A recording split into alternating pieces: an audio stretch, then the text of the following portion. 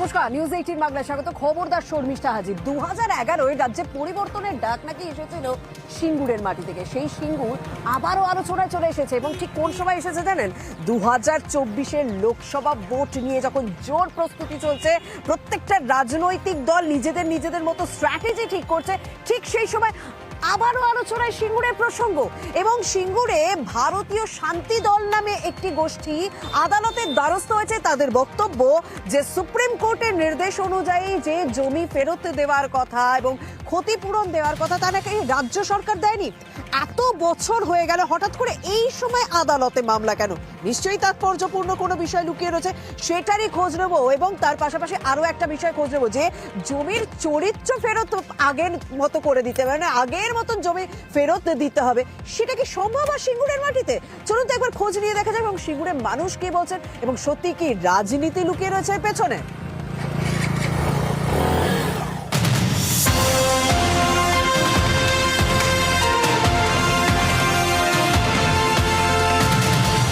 সিঙ্গুরে যে 997 একর জমিতে টাটাদের জমির কারখানা হয়েছিল, মানে হওয়ার কথা ছিল, সেখানে কিন্তু ইতিমধ্যেই যা জানা যাচ্ছে যে 20% একর জমিতে চাষ হচ্ছে না, বাকি 80% একর জমিতেই চাষ হচ্ছে।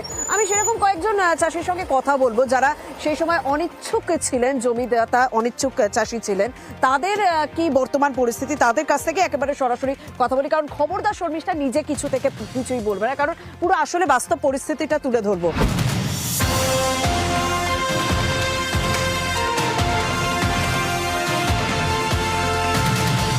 কাজে ব্যস্ত রয়েছেন অনেকেই, তাই যে কজনের সঙ্গে সম্ভব হয় কথা বলেনি। একটুখানি বিরক্ত করছি। কি চাষে দিয়েছেন এবারে জমিতে? এবারে জমিতে যেটা হয়েছে, আলু চাষ হয়েছে। এর আগে ধান হয়েছিল, ধানের পর জমিতে আলু চাষ হয়েছে সমস্ত জমি। আচ্ছা, এই যে আবার আদালতে বলছে যে অনিচ্ছুক চাষিদের নাকি জমি ফেরত দেওয়া হয়নি সঠিক পরিমাণে এবং ক্ষতিপূরণ দেওয়া হয়নি, যেটা সুপ্রিম কোর্টের নির্দেশ অনুযায়ী ছিল। এই ভারতীয় শান্তি দল বলে একটা সংগঠন, তারা আদালতের দ্বারস্থ হয়েছে। আপনিও তো সেই সময় অনিচ্ছুক চাষি ছিলেন নাকি? অনিচ্ছুক চাষি ছিলাম। বাপ কাকাদের যেসব জমি ছিল চাষবাস করতো, আমরাও সেই সময় চাষের সঙ্গে যুক্ত হয়েছিলাম। আপনার কত একর জমি আছে এখানে? আমার একর নয়, বাপ কাকাদের ওই 10-15 কাঠার মতো জমি আছে। 10-15 কাঠা মতো জমি আছে, মানে টাটা প্রজেক্টের মধ্যে পড়েছিল, বাইরে আরো জমি আছে আমাদের। আচ্ছা, 10-15 কাঠা টাটা প্রজেক্টের মধ্যে পড়েছিল, পুরোটাই ফেরত পেয়েছেন? হ্যাঁ হ্যাঁ, জমি ফেরত পেয়ে তাতে চাষও হচ্ছে। তাতে চাষ হচ্ছে।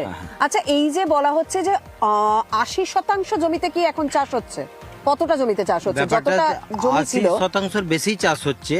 কিছু কিছু জমি যেগুলো চাষ হচ্ছে না, যে ঘটনাটা ওনারা বলছে, যারা অনিচ্ছুক কৃষক ছিল তারা তো সমস্তই চাষ করছে।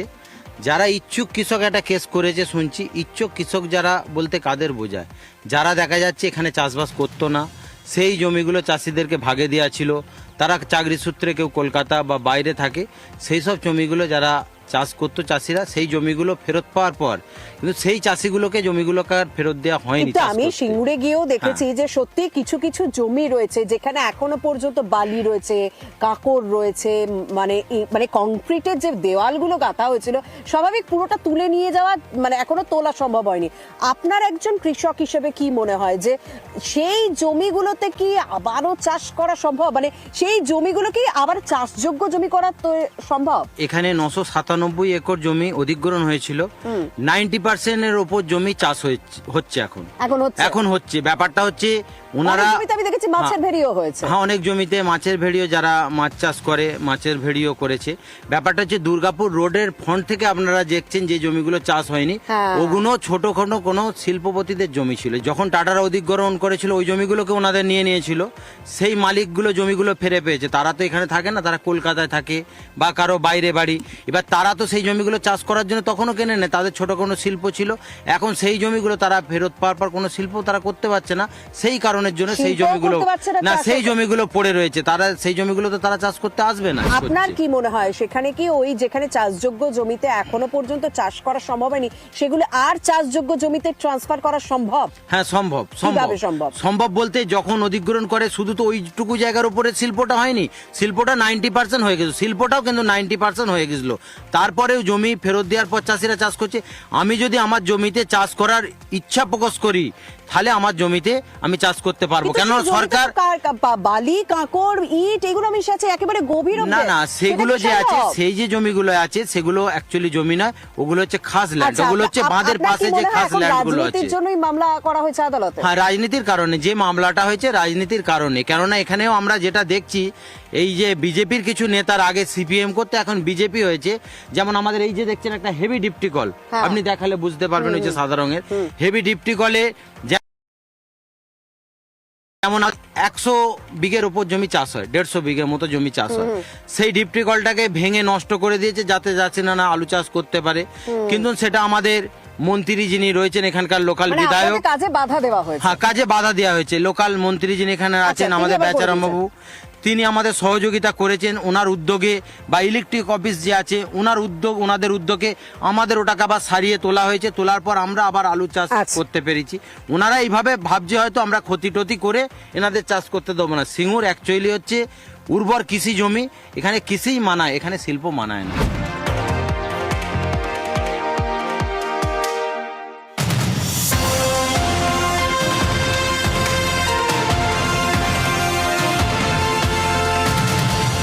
যা সোনা তাহাই কিন্তু চকচকে, মানে যা চকচকে তাহাই কিন্তু সোনা নয়, একটা কথা আছে না?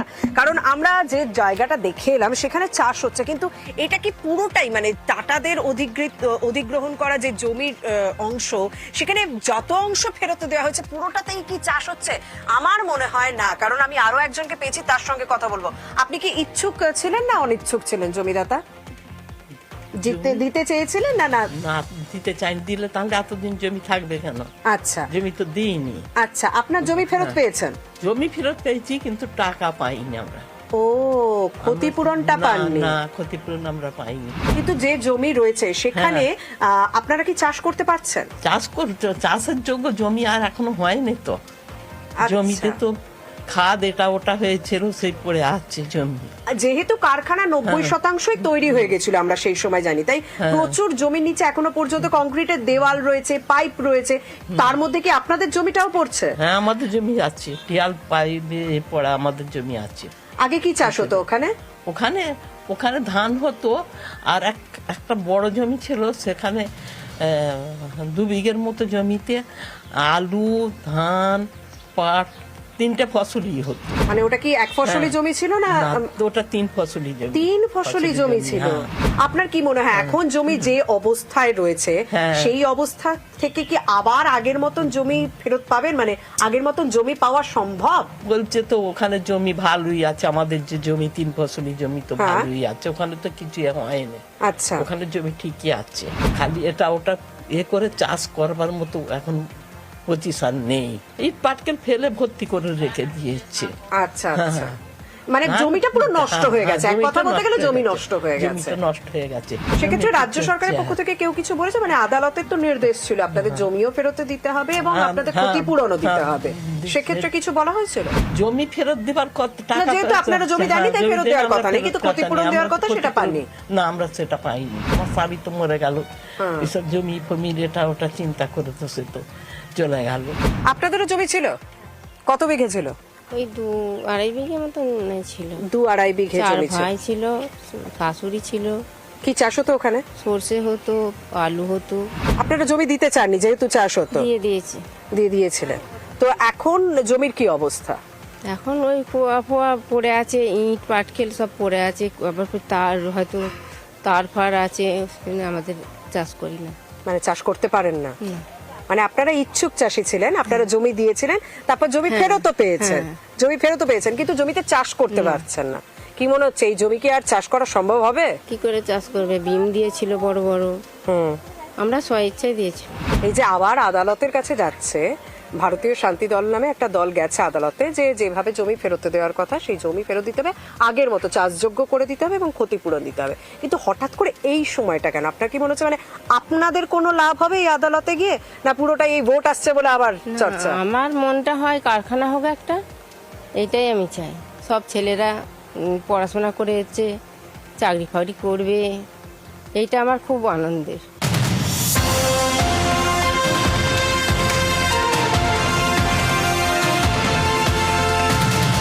শিগুরকে শুধুমাত্র পাঠ্য বইতেই জায়গা পেয়েছে? সিঙ্গুর তো প্রত্যেক বছর ভোটের আগে নতুন করে আবার আমাদের সামনে দেখা দেয়, সিঙ্গুর নিয়ে আবার আলোচনা হয়। আর এবারে তো আরেক মাত্রা ছাড়িয়ে গেল যে আদালত পর্যন্ত করালো। শেষ পর্যন্ত সিঙ্গুরের চাষিদের কি উন্নতি হবে সেটার জন্য কত বছর অপেক্ষা করতে হবে অন্তত আমি খবরদার শর্মিষ্ঠা জানি না। এবং সেই প্রশ্নের উত্তর খুঁজতেই প্রত্যেক বছর ভোটের আগে আমি দৌড়ে বেড়াই এবং আমি ছুটে আসছি। এবারেও বলছে যে সিঙ্গুর রাজনীতির একটা পার্ট হয়েই দাঁড়িয়েছে এবং তাতে চাষিদের উন্নতি কতটা সেই নিয়ে অনেকেই প্রশ্ন তুলছে।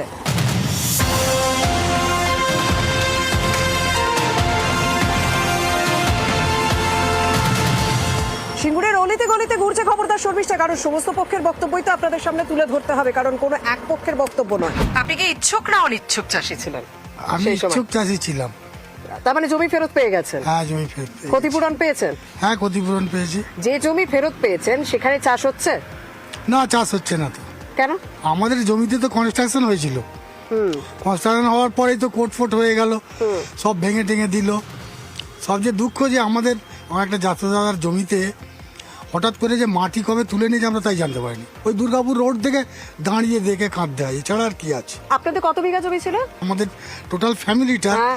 প্রায় 15-16 বিঘা। মানে এই 15-16 বিঘার মধ্যে কোথাও চাষ হচ্ছে না? না না না না না, কোথাও চাষ হচ্ছে না। তাহলে কি মনে হচ্ছে এই জমিতে কি মানে আর চাষ করা সম্ভব? না না, কোনোদিনই নয়। আর কি করে হবে সেখানে? এক মানুষ দেড় মানুষ কাজবন হয়ে গেছে, আরো নানান হয়ে গেছে, সারা জীবনেও সম্ভব নয়। সরকার যদি হাত দেয় সেটা আলাদা ব্যাপার। এই যে সরকারকেই বলা হয়েছে, আদালতের দ্বারস্থ হয়েছে ভারতীয় শান্তি দল, যে জমি তো ফেরত দিতে হবে, জমির চরিত্র আগে যেরকম ছিল সেরকম করে ফেরত দিতে হবে। হ্যাঁ, এটাই তো আমরা চেয়েছিলাম। হ্যাঁ। যে সুপ্রিম কোর্ট কেস রায় দিয়েছিল যে চাষিদের জমি বামপন্থী সরকার অবৈধভাবে নিয়েছে, হ্যাঁ। তাহলে আপনারা ফেরত দিন। হ্যাঁ, এবং চাষযোগ্য করে ফেরত দিতে হবে। চাষযোগ্য করে তো দেয়নি। খালি জমিটাই ফেরত দেওয়া হয়েছে, আপনাকে পর্যায় একটা দেওয়া খুব হয়েছে। ভালো কথা বলি আপনাকে, যে সময় সিপিএম ভার্সেস তৃণমূলের ঝগড়া হয়েছিল, আমাদের এই যে টাটার মাঠে যে 999 বিঘা জমি, হ্যাঁ, তার মধ্যে ঠিক সিপিএম লাগোয়াগুলো আগে সরকার, তখনকার বামপন্থী সরকার কারখানাগুলোকে করেছিল। আচ্ছা, 997 একর হ্যাঁ, জমি। প্রায়। আর ওই যে তৃণমূল ঘেঁষা যে বেড়াবেড়ি, হ্যাঁ। খাসের বেড়ি, পার গোপালনগর, এগুলো একটু তৃণমূল ঘেঁষা লোক ছিল। হ্যাঁ। এখন বর্তমানে সেই জমিগুলো অনেকটাই ফাঁকা এবং ওরা চাষ করছে। আমি দেখে এলাম সেখানে। ঠিক। কিন্তু আমরা যারা বামপন্থী সমর্থিত ছিলাম, সেই সব জমিগুলোর উপরে তখন কারখানা হয়েছিল। কেননা একটা তো আপনার চলছিল খুব গন্ডগোল, যে সরকার দেখেছে যে আমাদের যেগুলো তৃণমূল সমর্থিতদের কাছ থেকে নিলে আমি সহজে পেয়ে যাব। যে 60% জমিগুলো আগে যারা আমরা দিয়েছিলাম, আগে কারখানাটা দাঁড় করিয়ে দিই। হ্যাঁ। কিন্তু এবার সেইগুলো এখন যা পজিশন, মানে অন্তত 5 ফুট মাটি ফেলতে হবে, 3 ফুট 4 ফুট ফেলতে হবে, তবে চাষযোগ্য, তাহলে চাষযোগ্য হবে। কিন্তু তাহলে সে মাটি বলছে যে কোথায়? ওটা সরকার যদি বিষয়টাতে হাত লাগায় তাহলে ওটা হওয়া সম্ভব। অবশ্যই সম্ভব। তবে এখন আমরা চাইছি দরকার নেই, আবার ওখানে কারখানাই করে দিই। একটা কথা, আপনার কি মনে হয়, মানে এতগুলো বছর কেটে গেল, সুপ্রিম কোর্টের নির্দেশ তো অনেক আগে, ঠিক আছে, জমি ফেরত দেওয়া এবং ক্ষতিপূরণ দেওয়া, আবার আদালতের দ্বারস্থ হওয়া ঠিক এই 2023-এর একদম শেষে, মানে 2024-এর সামনে লোকসভা ভোট, এগুলো কি পুরোটাই রাজনীতি হচ্ছে না আপনাদের কথা কেউ ভাবছে আদৌ? আমাদের কথা কেউ ভাবছে না, এটা সিঙ্গুর এখনো আমাদের কথা রাজনীতির কেউ- জায়গা।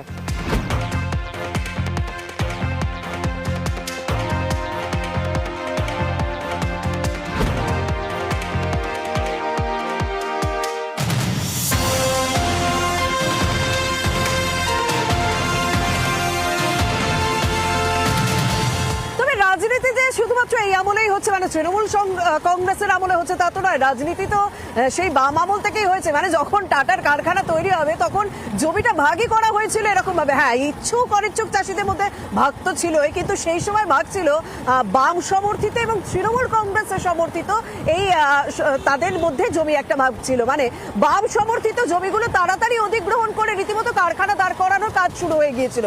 তৃণমূল কংগ্রেস সমর্থিত জমিগুলো, মানে যারা পরে গিয়ে অনিচ্ছুক চাষি হয়ে গিয়েছিল, তাদের কাছ থেকে জমি নেওয়ার কাজটা পরে শুরু হয়েছিল। তাই যখন জমি ফেরত দেওয়ার নির্দেশ দেওয়া হয় আদালতের পক্ষ থেকে, তাই তৃণমূল কংগ্রেসের জমিগুলো তখন তো সেখানে কনস্ট্রাকশন সেরকম হয়নি, তাই সেখানে নতুন করে চাষ হচ্ছে। কিন্তু বাম আমলে যারা বাম সমর্থিত ছিলেন, যারা ইচ্ছুক চাষি ছিলেন, যারা সহজেই চাষের জমি দিয়ে দিয়েছিলেন কারখানার জন্য, সেই জমি ফেরত পাওয়ার পর তারা সেখানে চাষযোগ্য করে তুলতে পারছে না, কারণ সেই জমিতেই তো 90% কারখানা দাঁড়িয়ে পড়েছিল। সেখানে এখন এক মানুষ সমান কংক্রিটের দেওয়াল রয়েছে।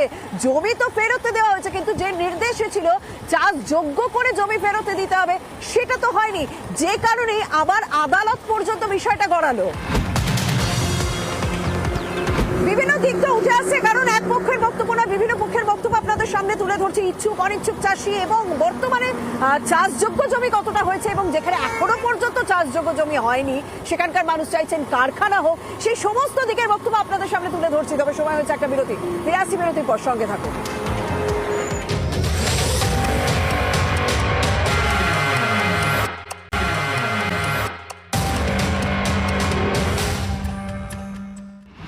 অনেক সাক্ষী এই দুর্গাপুর এক্সপ্রেসওয়ে এবং দুর্গাপুর এক্সপ্রেসওয়ে সংলগ্ন এই এলাকা, এবং মূলত যেই জায়গাগুলো এখনো পর্যন্ত চাষযোগ্য করা সম্ভব হয়নি সেই জায়গাগুলোর সামনেই আমি দাঁড়িয়ে রয়েছি। সেখানে বড় বড় জঙ্গল, মানে ঘন জঙ্গল হয়ে গেছে, বড় বড় গাছ হয়ে গেছে এবং সেখানে আগুন দিয়ে জঙ্গল পোড়ানোর কাজ হয়, কিন্তু সেখানে চাষ হয় না। যদিও তার মধ্যে থেকেও মানুষ আশার আলো দেখছে, মানে এই জঙ্গল ঘেরা জমির মধ্যেও কিছুটা জমি যারা নিজেদের উদ্যোগে চাষযোগ্য করে নিতে পেরেছেন, সেখানে এখনো পর্যন্ত সর্ষের ফুল ফুটছে।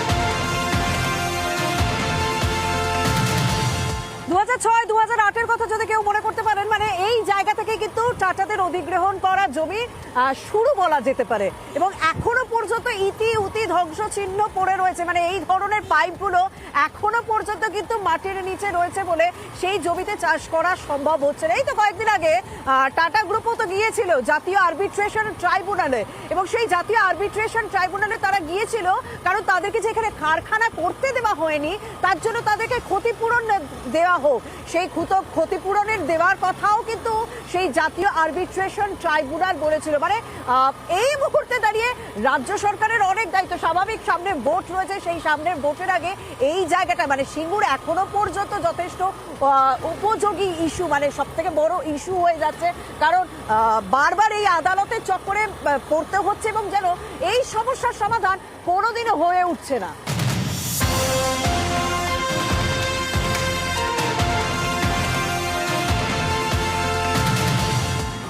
সামনে একজন ট্রাক্টর ঠিক করছেন, দেখি তার সঙ্গে কথা বলা সম্ভব হয় কিনা। দেখে মনে হচ্ছে উনি এই জমিতে চাষও করছেন।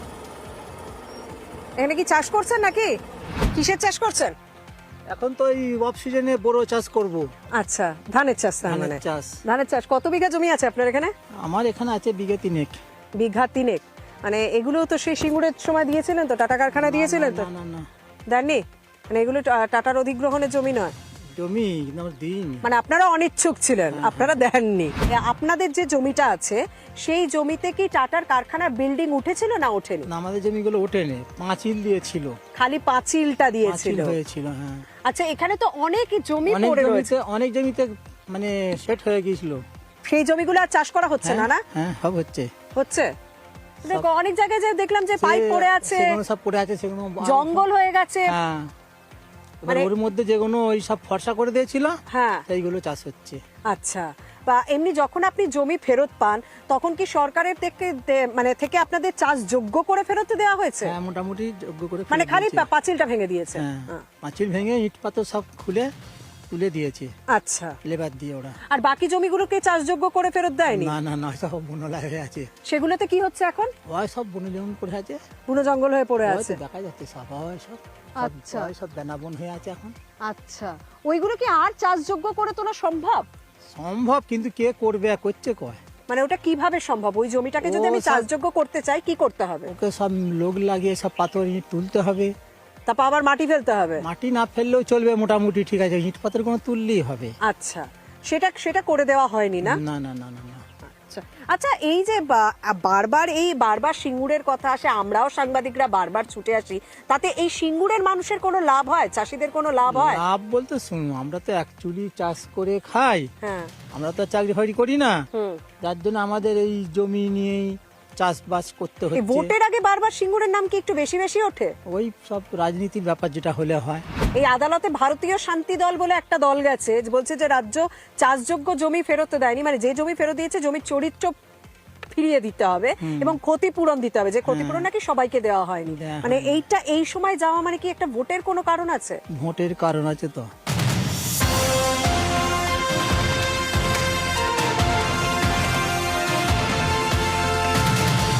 সিঙ্গুরে কি তাহলে এতগুলো বছর পর ভালো সময় আসছে নাকি? মানে অনেক জায়গায় তো বেশ ভালো চাষ হচ্ছে দেখছি। হ্যাঁ, এখানে কিছুটা জায়গা তো চাষ হচ্ছে, যেমন বেড়াবেড়ি মৌজার 80% চাষ হচ্ছে। এখানে 5টা মৌজা অধিগৃহীত হয়েছিল, গোপালনগর, বেড়াবেড়ি, খাসেবেড়ি, আর সিঙ্গেরভেড়ি আর বাজিমেলিয়া। একমাত্র বেড়াবেড়ি মৌজাতেই 80% জমি চাষ হচ্ছে। গোপালনগরে খুব বেশি হলে হয়তো 50%, আচ্ছা। খাসেবেড়ি মৌজায় 10%, আর সিঙ্গেরভেড়ি মৌজা কোনো রকম চাষ হচ্ছে না। মানে বাজিমেলিয়া মৌজাতে ওই সামান্য। আচ্ছা, হ্যাঁ, সাকুলে দেখা যাচ্ছে মোটামুটি 350 থেকে 400 একর জমিতে কিন্তু এখনো চাষবাস হচ্ছে না। আপনি কি নিজের ইচ্ছেই জমি দিয়েছিলেন? তো না, আমি অনিচ্ছুক কৃষক ছিলাম, আমি জমি দিইনি, আন্দোলনের পক্ষে আমি ছিলাম, আন্দোলনের জন্য যেটুকু করার আমি সেটা করেছি আর কি, শেষ পর্যন্ত লড়াই ছিলাম। জমি তার মানে আপনার জমি আপনার কাছেই আছে? হ্যাঁ, ক্ষতিপূরণ পেয়েছেন? হ্যাঁ, ক্ষতিপূরণ পেয়েছি। তবে ক্ষতিপূরণ কত দেওয়া হয়েছিল? এটা দু রকম আর কি, একটা হচ্ছে সোনা জমি আর একটা হচ্ছে শালি জমি। হ্যাঁ। দু রকম, একটা 14,000 টাকা শতক আর একটা হচ্ছে 18,000 টাকা শতক হিসাবে আমাদের দেয়া হয়েছিল।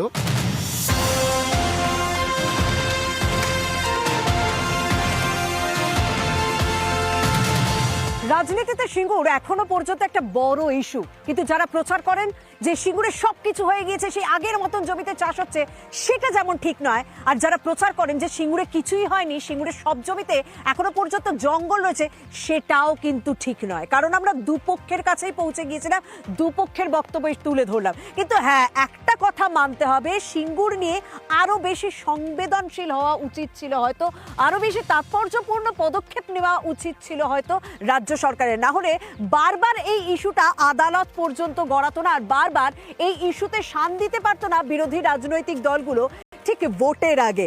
এখনো পর্যন্ত বলা হচ্ছে যে সিঙ্গুরের জমি, যে 300 একরের মতো জমি পড়ে রয়েছে, সেই জমিতে এখনো পর্যন্ত চাষ হতে পারে। মানে এই 300 একর জমিতেই এখনো পর্যন্ত চাষ হচ্ছে না, সেখানেও চাষ হতে পারে যদি রাজ্য সরকার আরো বেশি দ্রুততার সঙ্গে পদক্ষেপ নেয়। কারণ আগে যে সময় পদক্ষেপ নেওয়া হয়েছিল, সেই সময় কৃষকদের ঘেঁষতে দেওয়া হয়নি, এবং কিছু কিছু নেতা মন্ত্রী তার হয়তো একটা বড় সুবিধা নিজেদের পকেটে নিয়ে পালিয়ে গিয়েছেন, কিন্তু চাষি বা কৃষকদের সেভাবে লাভ হয়নি। কিন্তু হ্যাঁ, 60% জমিতে এখনো চাষ হচ্ছে এবং বাকি অংশের জমিতেও চাষ হবে বলে খবরদার শর্মিষ্ঠা আশা রাখে। হয়তো রাজনৈতিক পাতা থেকে, মানে রাজনৈতিক বিষয় থেকে সিঙ্গুরের নাম পরের বছর হয়তো আর উঠবে না, যদি রাজ্য সরকার সেরকম ব্যবস্থা নেওয়া হয়। যাই, আজ এখানে শেষ করছি, দেখা হবে আবার আগামী সোমবার সন্ধ্যে 7:30 এবং রাত 10:30। ভালো থাকুন।